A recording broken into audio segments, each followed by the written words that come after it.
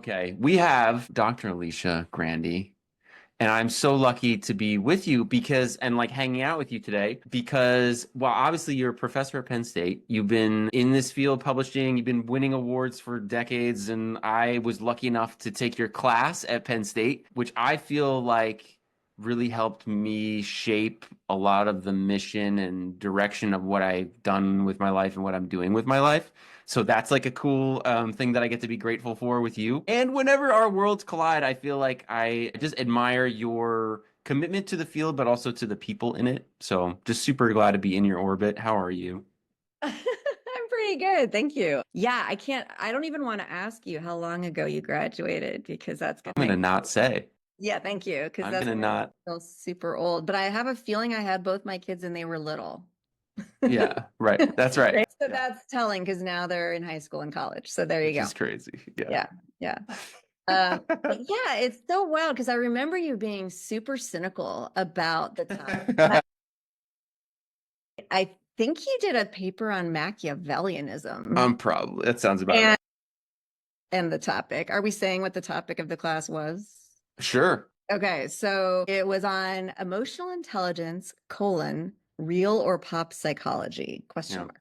Right? Yeah. And it was my attempt to bring emotional intelligence back to the science, Yeah. help train a new group of undergrads going out into the Yeah. real world, like, what to know about that. And I have had not just you, but so many others from that class, because I taught it like multiple times, right? Yeah. Write me and say, "Oh my gosh, they just made us do a workshop and it was garbage," like, Yeah. Yeah. it was nothing Exactly. like what you taught us. So, hi guys, you're part of the podcast now. Yeah, so it's cool. I love hearing that things carry on and make a difference because at the time, students don't always appreciate me as our teacher. Yeah, fair enough. Well, it's hard to be challenged, man. It's Right. hard. And that I think was the point, right? Like the headline was like, "Hey, we're gonna like get in the weeds and wrestle with some stuff."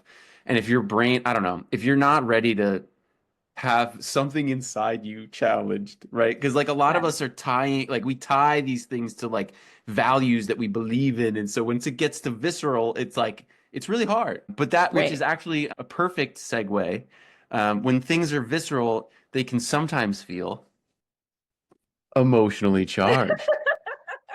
Wow, Oh, the title of your book. what is segue? That's the book. We should do this professionally. I mean, that was really solid. Okay, so wait, you co-wrote this book, and No, hold it up a it's little higher. oh Higher, yeah, get in please. there. There we go. You There see we it? go. Can we see? Can we see everything in here? I got to be like Jimmy Fallon. I need the There thing you where go. they, Yeah, work on that. he just, I need one of those. This is so good. Thanks. Yeah. It's, So it's good partially because of who this co-author is. All right. I mean, big part of it. So this co-author is someone I have known for 30 years. We met in graduate school, and Dina is one of those incredibly fun, intelligent people. She's got it all going on, and we were besties. And it broke my heart that she left to pursue her MBA, and I stayed on and got my PhD in this field. But the best part is and this you book stayed brought us, friends with her and we somehow. stayed friends. Yeah. Yeah, and then, like we started our own. Like she was in California, I was in Pennsylvania. We didn't, every once in a while I'd have a conference and we'd touch base. Right. But um, but we kind of had kids around the same time. We touched base then, and then during COVID we had more time, and so we started reconnecting Yeah. more regularly. But the best part is because she broke my heart and went on this different career path, she is now an executive coach. So she's doing Mm, all this work talking to people who have real jobs, not like me in the ivory yeah. tower, right? People who she's dealing with the real people that are running the show and hearing the stories of what they're wrestling with and trying to help them through it. And I'm doing the science of like trying to help people figuring out what they're, dealing with viscerally Yeah. and how to deal with it. And so this book is just such a melding Yeah. of both our friendship and our skill sets. The science practice intersection is real and Mm, it comes through in this book. And she brings the stories, all these connections, all these case studies. yeah. So anybody reading the book will see something of themselves represented. Is the idea. So this is, I think, the thing that we need so much right now, right? Like we were just talking about, like, hey, we keep adding all of these leaves to the tree of knowledge, and that's really, really great. But like, how many of them are making their way into practice? And I think what your book does really smartly is gives like actual tactical things that people can do on a day-to-day basis in their work. Right. So it's written like Dina does a lot of writing for Fortune and Fast Company. She and I have done an Yeah. HBR together, kind of on this similar topic. I've done a couple of Harvard Business Review HBRs, and they're all designed in the same way. It's like, what are the top 5 things you need to know? Or Yeah. the top 3 strategies. Right. That's Right. how they're all written because that's all anybody Yeah. has time for, It's true. right? Give me the Yeah. takeaways. Yeah. So every chapter has takeaways. Here's the Yeah. 5 things you need to know. And then here's like 3 things you can do today, right? Or here's 5. Yeah. Yeah. So that's totally how it's written. Cool. Well, maybe it would be good to get into some of the mechanics of some of that. One of the things that is like so relevant and also kind of like just mentioned briefly here is this language of like self-care, right? Like it keeps coming up, right? Like I feel like it's a hot button word, people say it, but the problem is like I just need the takeaways. Like I can't read the whole thing. Like just no one has time for anything, right? Like and one of the things that you do really well in this book is you give a lot of frameworks. One of them that I feel is like really, really useful is this D.A.R.E framework. Can you talk about that and like how people like should apply something like that? Yeah. So, I mean, I think self-care is one of those terms now that people roll their eyes, right? Like it just sounds like fluffy. It Right. sounds selfish. It sounds Yeah. like something everyone's, and all the books on self-care or self-improvement or whatever. And who has time for that, right? Nobody has time. Yeah. Yeah. So instead of self-care, we think of it more like you got to put on your oxygen mask before you put on anyone Right. else, right? Right. So it's not selfish. It is allowing you to do your work better. Right. The D.A.R.E framework comes from years of research that Sabine Sonnentag and many of her collaborators do on recovery from stress. Mm. So it's about how do you stay resilient? How do you recover from those day-to-day fires that Yeah. you're putting out, right? And how do you come back the next day ready to go? Yeah. So the D.A.R.E just is a quick and easy acronym to remember. What are the experiences that underlie activities that will help you Yeah. feel refreshed and ready to come Right. back and deal with the next day's fires? So they stand for detach. So you got to like It's remove very your Buddhist. It's very work. Buddhist of you. Yeah, it Yeah. is. Yeah. It is. I mean, a lot of that stuff is. I mean, Yeah. like we're Fair finally enough. catching on, Yeah. Right. Right. And we got the science to back it up. So now people might So actually listen. cool. Yeah, so detach from work, and that means like cognitively and physically, right? So like Yeah. stop thinking about it, stop Right. doing it, stop looking at your phone, checking your email, right? Right. The second one is autonomy, which is, fancy word for, choose what you want to do. And Right. I'm going to come back to that. The third one, so D.A.R. R is like rest, but not like lie in a hammock eating bonbons. It just Right. bring your body back to homeostasis, whatever that is, Yeah. right? Because our stress makes our bodies go into hyperdrive. Right. So bring your body back to where it needs to be to feel normal, right? Right. That's different for everybody. And then Yes. the last is empower or engage. So basically do something that helps you feel like a whole person. You're Right. not just an employee, you're not just a worker bee, you're not just a leader, you're also what? What is your thing? Right. And so those are like 4 experiences. They're not activities, they're experiences that underlie successful stress recovery. Right. And then what you do is up to you. So Mm. like I love to dance, right? So Right. that's not everybody's thing, but I I love mean, not everyone should. right. I also do yoga. I also play tennis, but any of these activities Right. not doing work, and I physically cannot. If I'm dancing or playing tennis, I cannot be looking at my phone, right? Right. I'm choosing to do those activities, right? I'm not doing something I don't like to do or that makes me stressed out. And it's interesting too, like the exercise, it's like, well, I'm not resting if I'm exercising, but Right. your body is learning how Yeah. to recover better because you're getting your body healthier, right? So your Yeah. Yeah. body Yeah. is Yeah. learning how to handle physiological arousal better. Right. And then I'm feeling more like a whole person. Because if somebody says, well, what do you like to do? I have an answer. Hmm. Right. I remember when I had little kids, people would ask me that. I'd be like, I don't know, like take care of my kids. Yeah. You know? Yeah. Right. Like for busy people, like for a lot of us, the job is like, who are you? Like, I'm a director, Correct. I'm a manager. I'm like, well, that's so easy to fall into that for sure. But then I'm also resonating with your statement about rest because I don't know if this is going to resonate with anybody else or if I'm just like there's something fundamentally wrong with me. But like I can't sit on a beach. You know what I mean? I Yeah, yeah. like I can do it for like 90 seconds and then all of a sudden my brain is just like anxiety. Like it just goes straight into I need to be You doing run, yeah, yeah, you like run high arousal.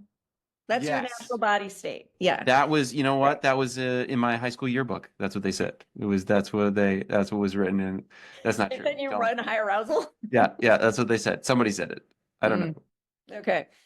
Yeah, no, I actually I can sit on a beach. Like that's the one place that I can sit Hmm. still. Like because the waves are constantly changing. Like there's something Uh, about the beach that actually does let me yeah, relax.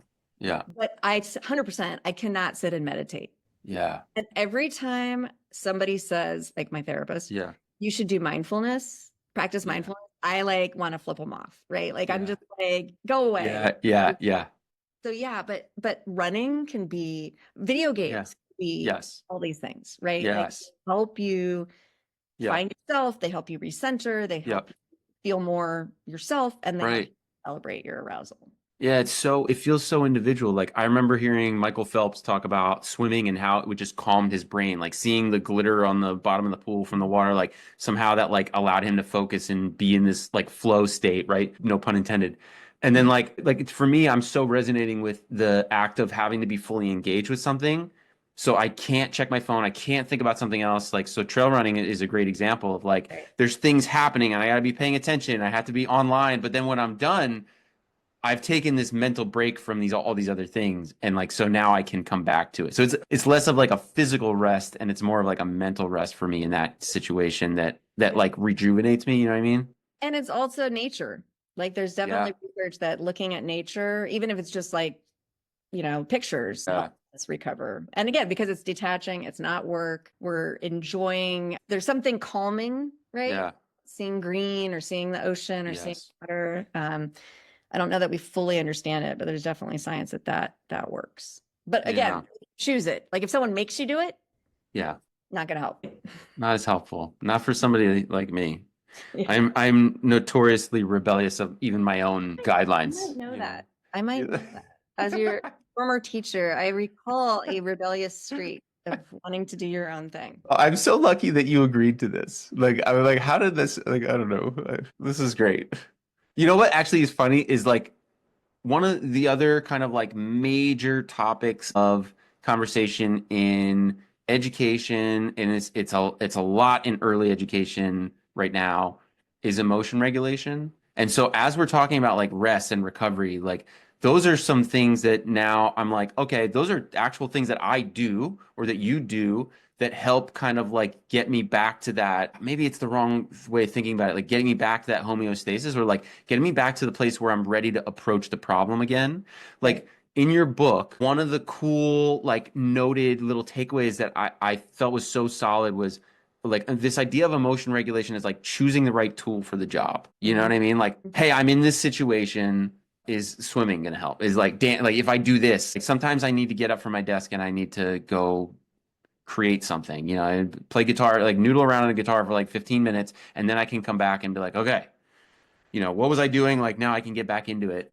And Like, the fact, I'm just going to say, like, one of the yeah, takeaways in the book is also about how challenging it is to take that break, like to mm, step away and to do that thing that to go play the mm, guitar. Like, I have a piano and I love to noodle around on it too, but to make myself sit down and do it, because it feels, I don't know, like our society is like, it feels like I'm being selfish or I'm being lazy, yeah, like yeah, I'm yeah, not still working. What? And I'm talking about right, at night. So, like, yeah, hard to make ourselves do things that are good for us. yeah, This is actually known as the recovery paradox, right? Like mm, the more stressed out we are, the less likely we are to do the thing we need to do, which is recover, right? man, I mean, that's just brilliant.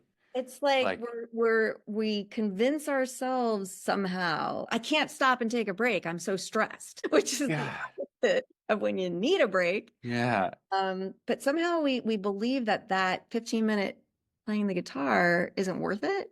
yeah. but it's How could it be absolutely worth it? It's right. you're goofing off. It's Right. Well, not helpful and or that, productive. what are you Yeah, going to get done in that 15 minutes, really? right. Clearly nothing. You're going to respond to 2 emails. If you're Objectively nothing. Right. Yeah.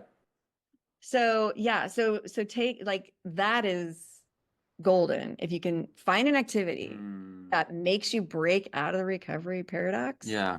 that makes you go, yeah, I think I want to go do that. Or you Yeah. get to a point where your body gets used to it, you've made it a habit, right? Yeah. Like so you make Right. yourself break out of it and do the thing. I mean, good for you. Good for you. Hmm. Feel really good about yourself. So like the next thought I'm having is like those are really great things that have worked. How do we make them smaller, right? Because like people in leadership positions are usually dealing with like lots of things happening at once, and it's like, oh man, like I have a classroom of 6-year-olds that I'm not taking a break to play guitar. Like, what are you talking about? What are like are there smaller like can you chip that down into smaller tools that are right for the job? Like, what else have you found out?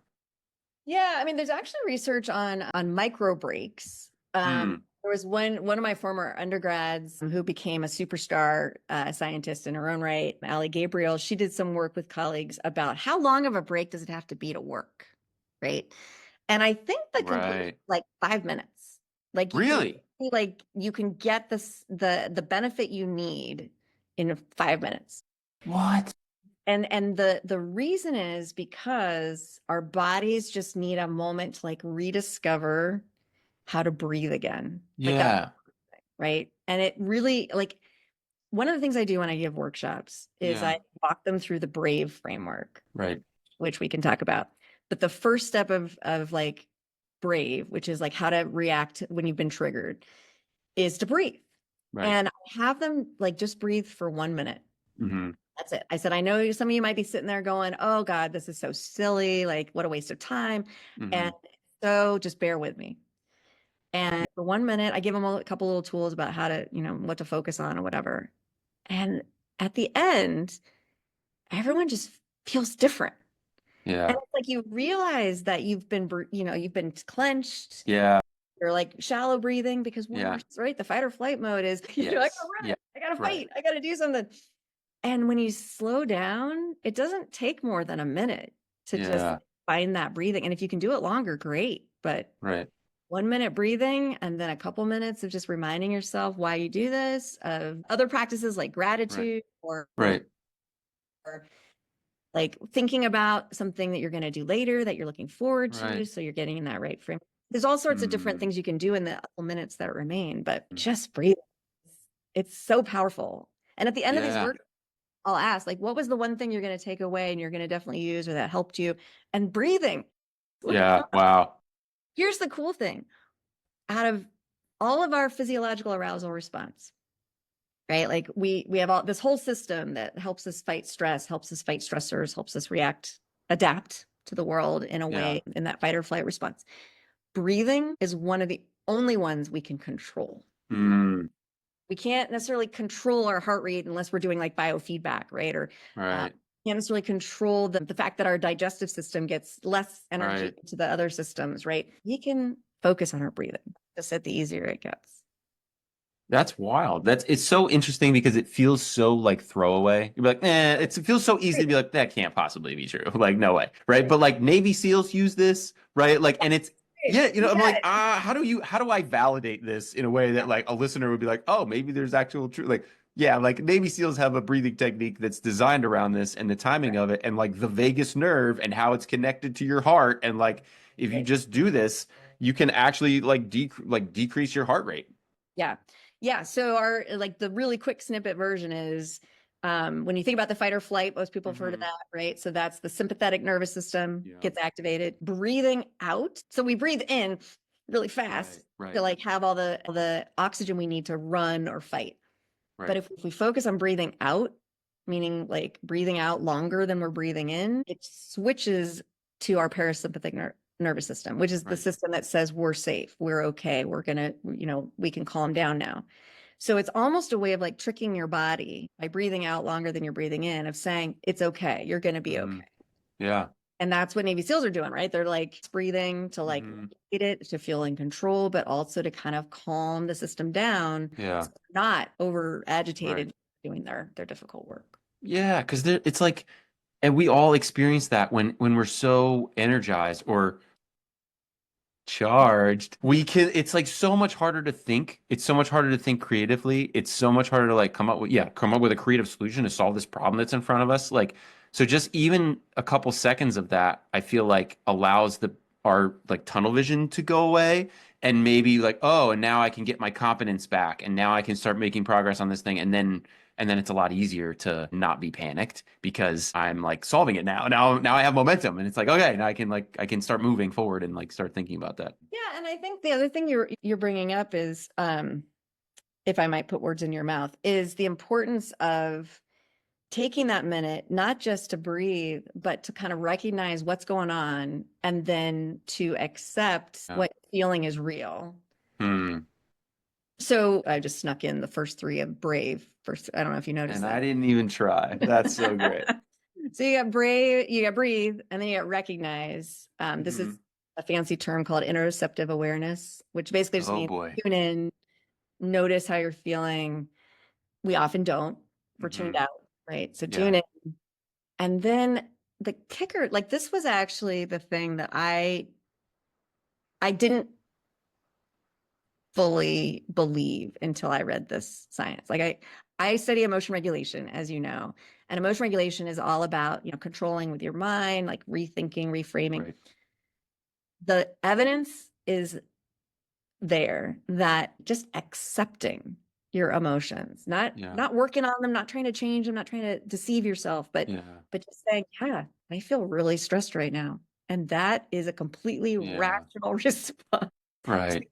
what I'm dealing with.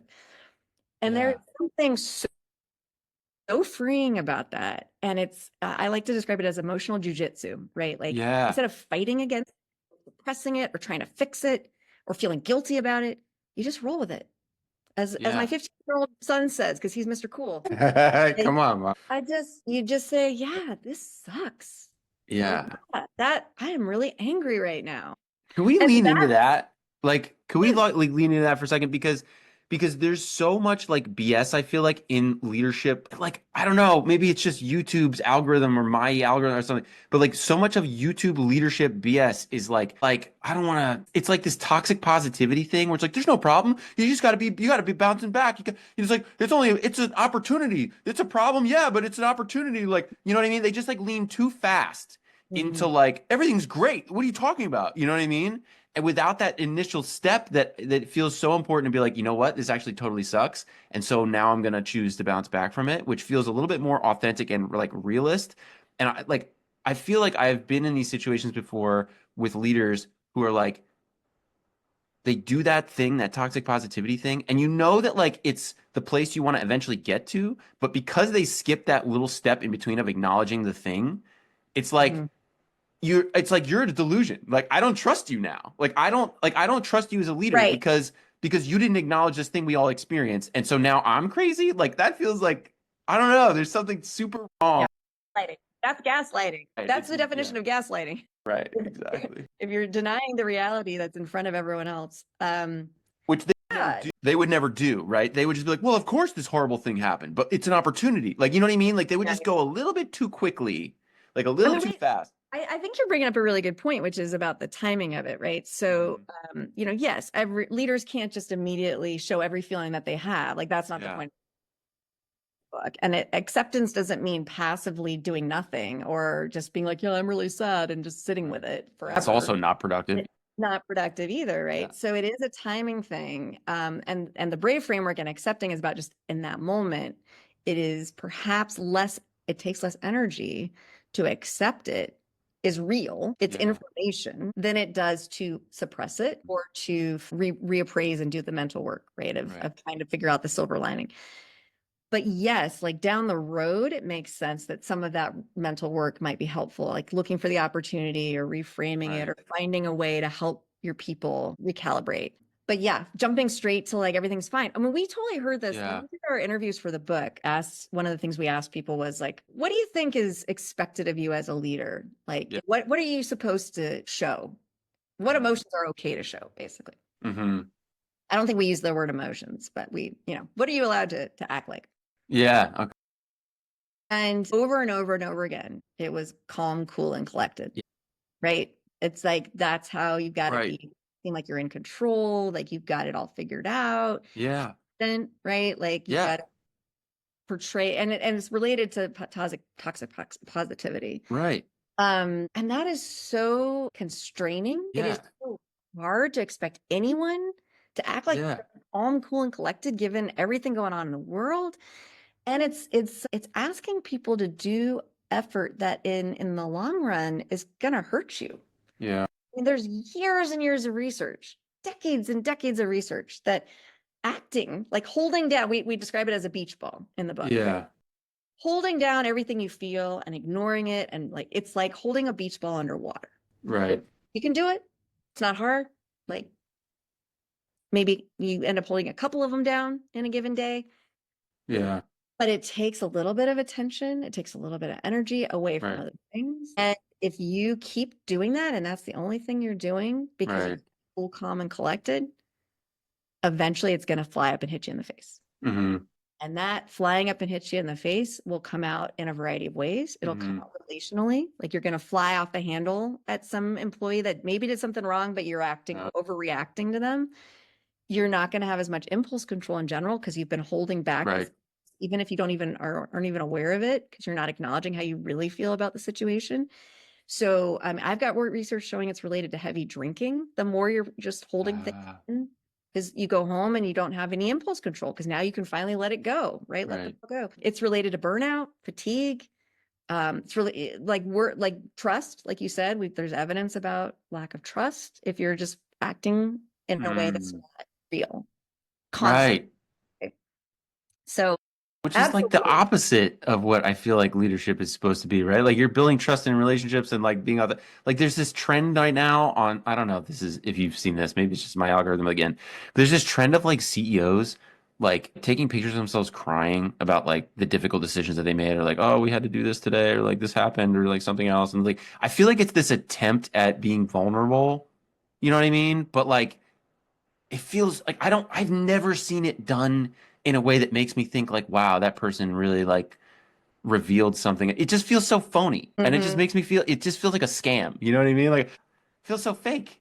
Yeah, this is like the tightrope of authenticity, right? Like how do you Ah, walk that line of being a real person who can be vulnerable and yeah, humble and real yeah, with people and trustworthy, right. but also be professional, get the job done, Mm, and own the decisions that you're making even when they're hard because that's your job as a leader. yeah. And that tightrope is really tricky. I know Adam Grant and Brene Brown did a great like Mm. debate about it on their Oh, was on the Work Life podcast that Adam okay. I'll does, have to check it out. where they were debate like basically Adam and Brene were kind of a little bit more on two different extremes, and they were Oh, debating it. that's interesting. Yeah. But in the end, it's about there is a middle ground. It is okay as a leader to show, as you said, the reality of the Yeah. situation if you do it in a professional way. So Mm, you can still be a good leader and you can still but like I have cried in front of a class and in front of a workshop before. right. But when I say that, I don't mean I've lost it. I Right. burst out sobbing and curled up in a corner. Right. I get a little trembly in my voice. Yeah. Like I'm on the verge. Hmm. And then I do the things that I know to do. I take a deep breath. I remind myself, okay, I'm feeling this matters to me. Right. And then I tell people, "Oh, this clearly really matters to me. Yeah. Yeah. Um, but, here's what we're going to do about that. Right. So I can show that I have feelings about something without it being weak, without it being a Mm. sign that I'm out of control or that I'm Hmm. not strong enough to do what needs to be done. Right. And if anything, I'm showing I have the strength and resilience to show how I feel. As Brene Brown Right. said, it takes courage, right, to show your feelings. It's not a weakness. I'm Right. showing like this thing really matters to me. And this is what I'm now going to do about it rather than being like, oh, I'm totally fine. Everything's fine. Like, I got, Yeah. Right. and acting like we don't care. Like that's what So yeah, I, dismissive. That's another kind of like horrible sort of side effect or outcome is if you're dismissive and people and they're like, well, then this is not valuable to that. Like, this issue isn't valuable to this leader. Like now what? yeah. Yeah. Or if employees, the other thing is that leaders are role modeling, right? They're showing Mm, what's acceptable. They're setting the tone, the culture mhm. of the organization. So if they're never showing any feelings, Yeah. then they're not only saying, "Well, this clearly doesn't matter," they're also saying it's not okay to show feelings here. It's Yeah. not okay to have any feelings other than the toxic positivity, right? Right. So now you got a whole bunch of your employees going around spending energy on the beach ball, right? Holding in Mm. what it is they're dealing with, and maybe not telling you if things aren't going so great, Oh, because right. that would, involve having to admit you have some feelings about something. Right. Because, like, I think the number one takeaway in our book was, emotions are information. Mm. They're information. And if your employees don't have emotions, then their work must not matter to them very much. Mm. Is that what you want? Like work not to matter to people? Right. Because that's when we're able to not have feelings. If we can just shrug and walk away, no matter, Yeah. that means we don't care. Right. Right. So if I'm upset about something that happened at work, that means it's part of my identity. It's threatening to me as a person, Mm. right? Because if I didn't like, why Right. would It's more I care if I didn't visceral. care? Right. Right? Yeah. So, like paying attention to that information, not to say we should let people fly off the handle or be, abusive, angrily or whatever, but paying attention to it as information and then figuring out, okay, now that we have this Mm. information, do I want to accept this information as myself? Like, I feel angry. Is that real? Like, processing that, Right. or someone else gives me anger. Okay, they're clearly angry. What do I want to do with that information? Right. I don't have to be angry. I don't have to match that. Right. Yeah. That's a Right, whole other one. Yeah. right, I right. And wonder I wonder how this is related to um another piece of language that you have in this book, which I think is brilliant, which is surface acting. Now that's from the literature, and I think most of the world would call that fake it till you make it, but I don't know if that's true. So please correct me here. okay, Because it seems like this really challenging gray area where we're like, oh, we gotta be authentic, but then like, oh, but we gotta be professional, but like, oh, but like I gotta be real, but is it the right thing? And then like there's this weird, it's like hard, right? There's no playbook. Like is how do you define like surface acting in this kind of gray, fuzzy space? yeah, so I've done decades of research on surface acting, and it includes both holding down the beach ball. So whatever triggered you and the emotions you have, you're Right. you're holding it down, but you're also putting on the mask of whatever it is you're supposed to show. So that's what Mm, it's on the surface, right? mm, Um, you're putting on the mask on the surface rather than doing the deeper work that we've been right. talking. The emotion regulation stuff is more the deeper work, working with whether it's your physiological response or Yeah. your cognition about it. So if you just put on the mask and push down the beach ball, Right. that's acting. It's not, people use it or they think it means something more broadly about values or Right. yeah, it's not that. It's Got really it. the and the idea of fake it till you make it. I have so many reactions to that. I mean, Good. I think if you're like what really bugs me is if you're like a teacher or a service provider or someone that really, it's important to maintain a certain level of um, kindness and compassion and service to your people, whether they're children or students or customers, to argue that you can fake it till you make it, meaning just keep on that smile or keep Yeah. being happy, even if you don't, all day long, even though you're not paid enough, people are yelling at you, Hmm. treated, you don't Right. get breaks, like Right. it's just freaking ridiculous. Yeah. Right. And it's based on the idea that if you smile, there's this facial feedback effect, right? There's all this Right. smile that makes you feel Yeah. better. Okay, that research was based on a lab study that was done in one moment in time Yeah. Right. people looking at a cartoon and Right. holding a pencil in their mouth to make them smile or not Right. smile. Right.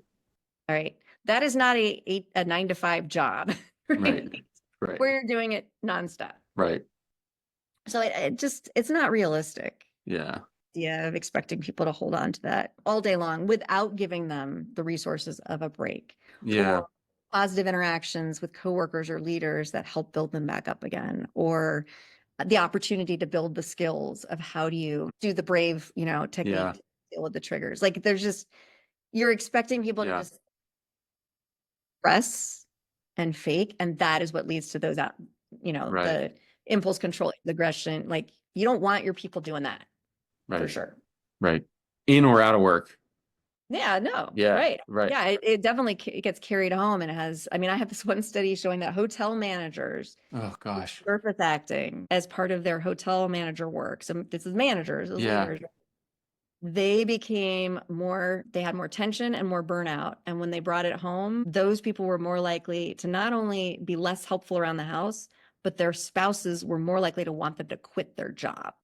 Wow. So like compared to people who weren't doing as much surface acting, right? Like Right. their spouses were like, get out of this job. You're bringing home this bad energy. You're not able to be Holy present. cow. So it has effects everywhere. Our No, own but health. that's a brilliant insight to be like, hey, like, yeah, yeah, yeah. Like, okay, it's not my problem if they take it home and they do whatever. It's not my problem if they take it home and they react that way. Like, fine. But it might be your problem when They might when quit. they quit. Yeah. Like, oh And my they have a gosh. drinking problem, like Sure. they might start, Not to mention, yeah. yeah, like, oh my gosh. Forget the human side of it. Like all of that, tied into it as well. Like, oh my gosh. So actually that's a cool, interesting thought here because we're talking about how these two worlds, these two universes of work and life are so separate and they've got this boundary between them that's like sort of this impenetrable. You don't bring this here and you don't bring that there, but like we all know life is messy and that's not true and blah blah blah blah and all these exaggerate. Like I'm curious about the way that you and Dina talk about kind of like boundaries in the book because I feel like every leader. Here's an example that I think is super relevant. Like if you're a compassionate, experienced leader, you've run into the situation where like you've got a struggling employee. And whether that's like because of work or because of home or whatever, doesn't matter. They're in your office. There's a problem. You're fixing it. You are accountable for the outcomes here. You need to address this. Great. Now, how do you like, okay, I'm going to help you, but I'm going to try to help you in a way that's like my professional help. So like, how do I help you from as a person, but also as a boss? You have a tool in your book, the RAP, the RAP Yeah, yeah. framework that may apply to this. Right. No, I mean, first of all, I mean, I think this is an even more common experience these days than it used to be, right? Like, I Yeah. think one of the benefits of the pandemic was that mental health issues and physical health issues became like a conversation, right? Everybody's Yeah. having a conversation about it. And that also meant more openness about like mental health challenges or depression or, Yeah. things Yeah. people are dealing with at home. The downside of that might be that people then are talking about things that you as a leader or as a teacher don't feel qualified to discuss. Hmm. And that might, you're not a therapist, you weren't trained as a therapist, but suddenly in your office, you've got a student, a kid, an employee who's talking to you about like, I'm feeling really depressed and I feel like I don't know why I'm here on this earth, and you're just like, oh my God, what do I Yeah. do? Wow. And I mean, as a professor, I've had students in my classes in my office doing exactly what you just said, like talking to me about really difficult struggles they're Yeah. having. So the first thing is you're not a therapist. Like literally, you're not a therapist. You Yeah. shouldn't try to be, you Yeah. shouldn't pretend to be, you Right. shouldn't take that on. That's not your job, that's not your responsibility. But if someone is sharing this stuff with you, it's possible they don't feel like they have anyone else that they can share it with. Hmm. And it's possible that they're afraid that their work might suffer and Hmm. they need you to know why that is. Our book also talks about like the first step of the framework you mentioned, RAP framework, is recognizing when this might be happening. So if their work is starting to slip or a Hmm. student is starting to act in unusual ways, if you're in the education environment, recognizing those, we have like this little checklist, right? The signs of struggle, the Hmm. SOS checklist, right? Because rather than assuming it's the person's unmotivated or lazy, it could be that, their parents are getting divorced Hmm. or they're struggling with a mental health issue. Starting with having that conversation. Hmm. So the second step after recognizing is acknowledging. Hmm. I've noticed some things are changing, not Hmm. suck, not like Yeah. I'm going to punish you now, but Right. I've noticed these behaviors Right. and I'm just checking in because that's my job, Right. you know, as your Yeah. boss here. And then listening, like opening the door to listening. And it takes time, it Yeah. takes emotional energy. This is again one of those challenges that Yeah. you have that they weren't necessarily prepared for. But the worst thing we can do in that moment is avoid the situation because we're afraid we don't know what to say. Mm-hmm. Right? Or I they might have feelings and I don't know what do I do if they start crying. I don't want to deal with that. The best thing we can do is just be honest about that. Like I'm Mm-hmm. really not sure I know how to help, but let's see if we can figure it out together. So at Mm-hmm. Penn State, for example, we have this red folder that has, okay, if then, right? If someone Hmm. comes with this concern, here's who to call. If this happens in the classroom, here's next step. Hmm. Repository of resources as well. So something that people can do proactively is being aware of what resources are available, like Yeah. an employee assistance program for a variety of things. What's that number? Having that on hand. What are the mental health resources in the community? Having those Mm. available, knowing who's taking clients or new patients, and just saying, I'm going to try to work with you on how to solve this problem because my job is to help you perform well Mm. as a teacher, as a professor. That's my job, and Right. because this is clearly impairing that, I want to help you get the help you need so that you can feel like you're performing better Mm. at work. And it Mm. requires some amount of compassion that we talk in the book about how like to avoid feeling like you're bringing that all home, like that all that burden of everyone Yeah. pulls on your shoulders. Right. You have to practice this compassionate detachment that doctors learn how to do if they have to deliver news that your diagnosis is dire. Like they learn how to do that in their training, and most people don't. Educators and leaders don't. Right. So it's not about empathy such that you're feeling everybody's feelings and crying with them. Right. Oh, I'm exhausted. It's caring. Compassion is not just having concern, but also acting on it. Right. That's the idea of compassion, is that it's an act. It's a Right. specific behavior. So what is the behavior you can do in that moment that someone comes to you saying they have needs? Mm. Is try to help them with those needs. Right. That doesn't mean solve their problem. Right. It doesn't mean be their therapist. It Right. means, okay, let's see what we can do. Like what's our leave policy? Let's talk to Right. HR, let's Right. talk to the EAP. Offering Within the boundaries of what you can like professionally manage, like that and then makes sense. out what you can't. Be like, would you be like, here's some numbers. It's up to you to call them. If you would like me to sit with you while you call them. Like I have sat with students Yeah. I was worried about and said, you call, I will sit with you while you Yeah. wait. Right. Because I don't want them leaving my office Mm. until I know they have somewhere to go, right? Right. Someone to Yeah. help. But it's not my job to Yeah. be their therapist. Right. But yeah, That's so tricky. it is a tricky balance, but trying to avoid those interactions. And some people do. Yeah. And they don't have a box of Kleenex in their office, Right. right?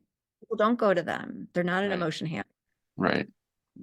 Right. And so now their radar of what is And happening is also wrong, right? Like there's also this delusion that's created by, but if people don't come to you with the truth, then you never get the truth from your people. And so now you have a different perception of what's going on in your company, your team, your organization. Like that's to me, I'm like, oh my God, like I just want to know. Like whatever is happening that I yeah, can help with. me Like I just too. want to know what the like get an accurate pulse check. So the idea that like I would do something that would create this invisible thing. I was just like, oh my gosh, that seems really counterproductive.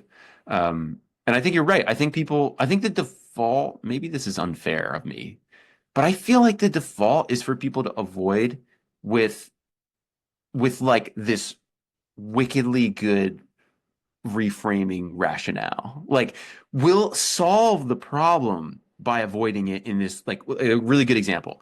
Um, you've got an educator on your team, an employee who's like they're like I don't know, they're doing something with they're not interacting well with parents, they're not handling challenging behavior from kids well. They're they're not interacting with the team productively, like they're not contributing in meetings or they're like actively being a problem. Like I feel like one like hammer that people like managers will swing is policy.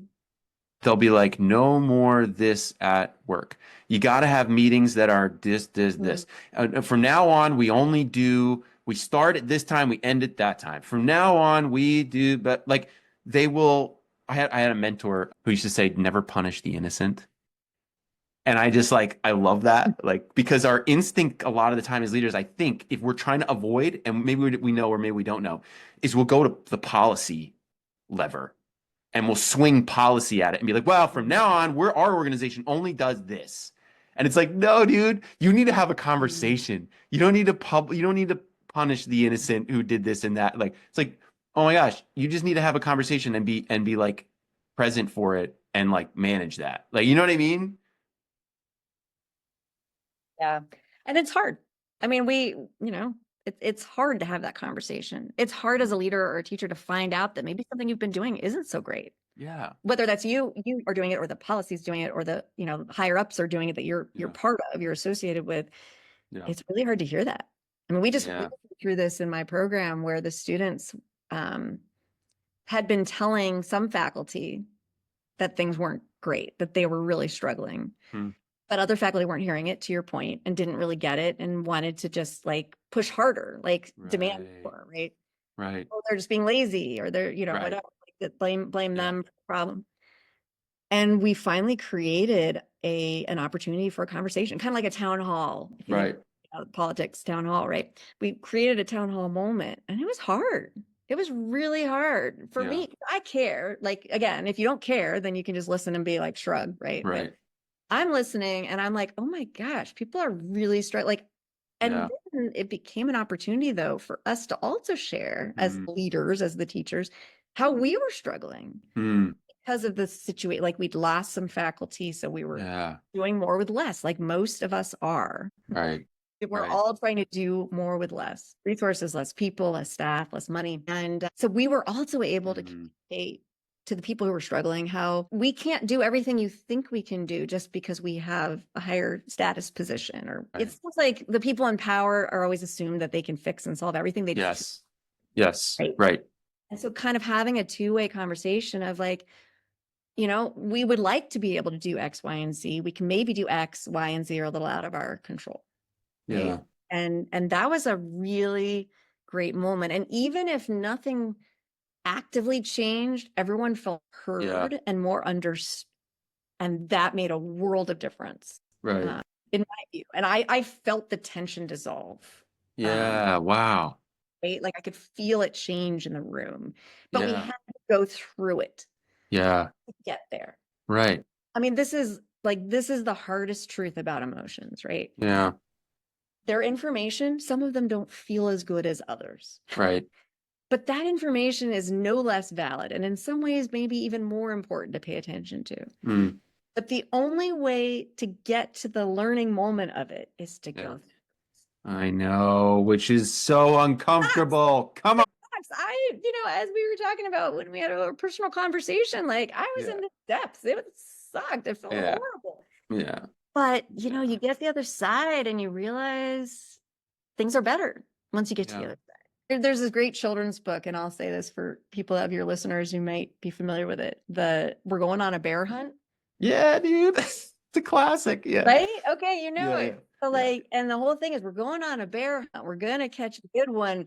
We got to this obstacle. Can't go over it. We can't go under it. We Yeah. can't go around it. We've got to go through it. And that's like the emotions are like that huge lake. You got to just go Yeah. through Right. and feel it Yeah, all. because if you push the beach ball down long enough, something else bad will pop up It's gonna pop up and hit you or someone else. in the chin. So, I'm taking this moment to breathe, by the way, just to model what I practice. oh, really? And there's a moment, like so often when there's a pause or like we have to wait for something, we choose to look at our phones, right? Oh Or my God, I know. do something. And if we just take that moment to breathe, so much more productive. Okay. So many things, honestly. I've been trying to leave my phone places. Mm. Just like leave my phone. It's a wild experience. Try going to the bathroom in 2025 and leave your phone in the other room. It is a thrill. It is a thrill, let me tell you. Holy cow. My kids, like, do you think you can leave your, like, I've been thinking about setting like a little table outside the bathrooms, like That's just a to like great idea. Yeah. as a habit former, We you should have know? like we should sell that. I'm gonna build a little shelf. We're gonna sell it on Etsy. That's actually genius. We It should could have definitely do it could that. have a charging station attached. So like Yeah. that it gives a reason It's to, like yeah, it makes sense. Why wouldn't you put it there? You're like low on battery. it's kind of gross to think about how many tweets are done on the toilet. True. And how much Toilet better off tweets. we would be. Yeah, toilettweets.com. I'm gonna buy that as soon as we're All done. right. No, I really do appreciate it. Like, you've been very validating of my frustration. So then, this is actually a funny thing. Like, when we validate someone else's feelings, it's part of the emotional acceptance experience. Mm, You've just told me it's valid to have my feelings. yeah. Well, I could let them go. I didn't have to keep Right. convincing you Right. of that, which would then Right. make like Spin stir the it up, wheels. right? I What a would stay waste in of that mode. energy. But you just told me, yeah, it's legit that you feel frustrated. Yeah, I do feel a little frustrated. Okay, now we can move forward. Right. That's so funny to see it just like work in practice. My Yeah. God. Well, and this is the other thing about the book, right? So, like, you heard us talk about this a little bit. And the Yeah. last chapter, we do a little summary, right? We do like a Yeah. high order summary of everything. But we also talk about our experience of writing the book. Yeah. And both Dina and I were just going through this emotional Yeah. turn in our own personal lives. Right. And we acknowledge that. And Right. we literally were practicing Yeah. what we were writing about Yeah. as we were writing it. And like Yeah. kind of ironically and jokingly, like, oh, well, have you Yeah. tried breathing? Yeah. Yeah. Yeah. Yeah. And we were like validating each other. Like we would Yeah. meet every week and like go over each Yeah. chapter. And Right. 10 minutes of that phone call was, Yeah. how are you doing? Is everything Yeah. okay? Oh my Yeah. God, how'd this go? Like, Yeah. oh, that sounds horrible, right? Like, and that Yeah. validation, that social support, so, so, so necessary to life. Yeah. Holy smokes. And all right, well, let me wrap us up here and get you back to your life. I sometimes wonder what it's like for people like you. You have so many publications and you've written books and people like are taking your brain in various different channels. And I'm like, I wonder what that would be like because I'm thinking about your brain and being like, what is something you wish more people knew about you, but otherwise wouldn't because they're getting these other channels of information. Sure. Research is me search. So most of us, because part of the joy of being a scientist is you choose what you study, you have autonomy. So most of us study something that challenges us or that we want to learn more about because that's why it interests us is Yeah. it's something personal, And I've always struggled with emotion regulation.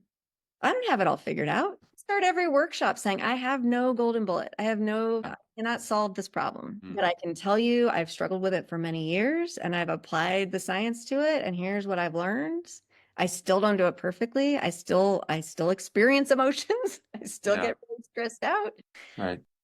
It's an ongoing process of learning and practicing and applying it and making it a habit. And it's not always going to work. And I'm going to lose my shit sometimes, but if I can practice it well, I think it works. And as someone who, I run hot sometimes and I run anxious sometimes, it's stuff I need to learn. So that's it. I mean, I might appear to my students or on your podcast as calm, cool, and collected. Right. But, when the shit hits the fan, I'm as messed up as anybody. And I study this stuff because I feel it's important to learn and I'm still working on it. Maybe that's the name of your autobiography. I'm as messed up as anybody. Or maybe that's your first punk album. Maybe that's the title of your first punk album. I'm as messed up as anybody, Alicia Grandy. So good. Probably more so, Yeah. Worry about those psychologists and what they study, right? I don't want to start a fight, okay? I don't want to start a fight. Thank you for your time and attention. Thank you for all the hard work you've done over your career to help bring all of this to real people. It's so insanely valuable and like, holy cow, thank you. Huge gratitude from a professional side, but also from a personal side in how much you have personally impacted me as a human being. So thank you. I appreciate you. Dr. Alicia Grandy, you're a rock Please star. have our book.